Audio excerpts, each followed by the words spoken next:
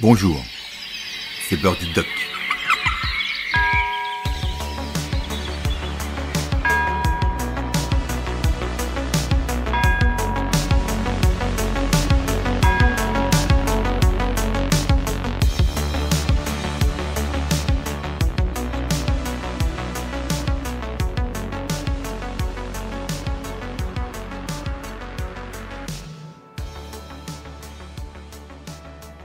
Qu'est-ce qu'une dette publique?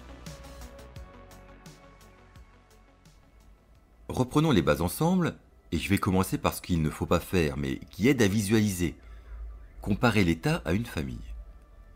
Imaginez un ménage qui gagne 50 000 € par an. Cette famille achète une maison à 200 000 €. On va considérer qu'elle n'a pas d'apport, pas d'épargne préalable. Elle s'endette donc d'un montant de 200 000 €, soit un niveau qui représente 4 fois ses revenus annuels. On pourrait dire 400% de ses revenus annuels. Mais cet investissement est un investissement pour le présent et pour l'avenir de la famille. Et en plus de sa maison, cette famille devra peut-être emprunter pour acheter un véhicule ou refaire son toit. Regardons désormais du côté de l'État. L'État au sens large, c'est-à-dire l'État central avec son gouvernement et la sécurité sociale et les collectivités territoriales des communes jusqu'aux conseils régionaux, l'État au sens large donc est dans la même situation. Il doit financer des investissements réguliers. Quelques exemples. Un rond-point sur une nationale coûte déjà autour d'1 million d'euros. Le complexe piscine-patinoire de l'Odyssée à Chartres, qui est un très beau complexe, a coûté environ 75 à 80 millions d'euros d'argent public. La ligne TGV entre Tours et Bordeaux a coûté 4 milliards d'euros à l'État central et 1 milliard d'euros aux collectivités territoriales. Et à cela s'ajoutent des dépenses d'entretien. La réfection du tunnel du Mont-Blanc après l'incendie, c'était 400 millions d'euros. L'entretien des bâtiments publics, des routes ou des infrastructures sportives coûte aussi des sommes colossales. Dans la dette française, il y a donc tout cela, des investissements utiles pour aujourd'hui et pour demain. Mais il n'y a pas que cela.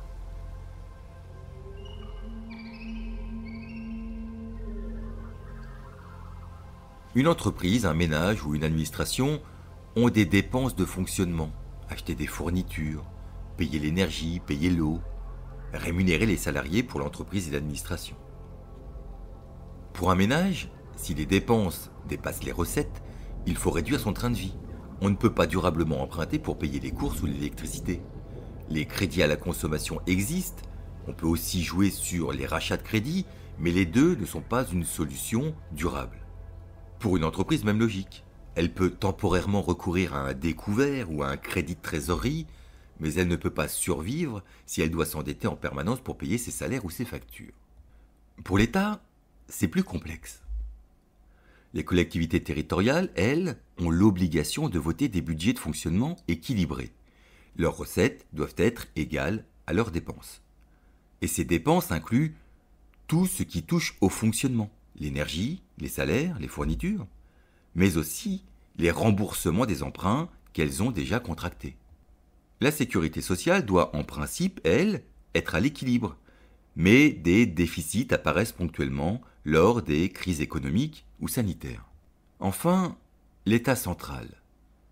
L'État central, lui, a un super pouvoir.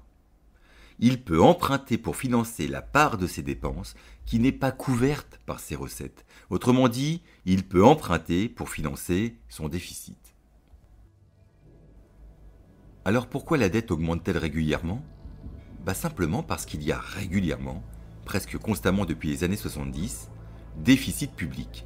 L'État dépense plus qu'il ne perçoit en recettes fiscales, c'est-à-dire impôts et cotisations, et non fiscales, comme les revenus, on dit, les dividendes des actions des entreprises qu'il détient plus ou moins partiellement, ou même aussi les amendes.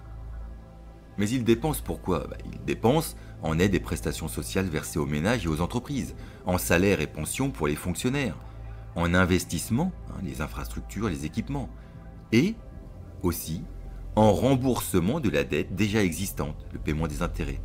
Ainsi, une partie des nouveaux emprunts sert donc à payer les anciens. On parle de roulement de la dette.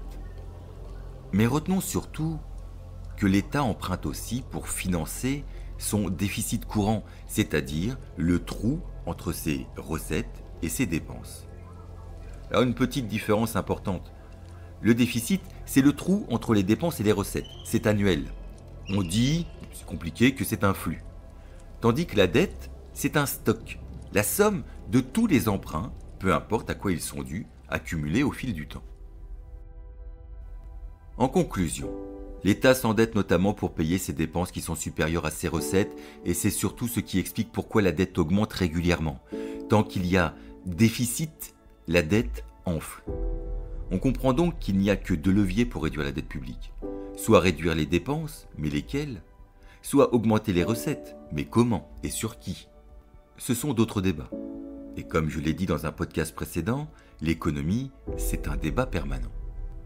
Un petit mot tout de même sur ces recettes. Elles augmentent mécaniquement quand il y a croissance économique, quand un pays crée plus de richesses. Mais sur la croissance et ses sources, je vous renvoie aussi à d'autres podcasts que j'ai pu faire.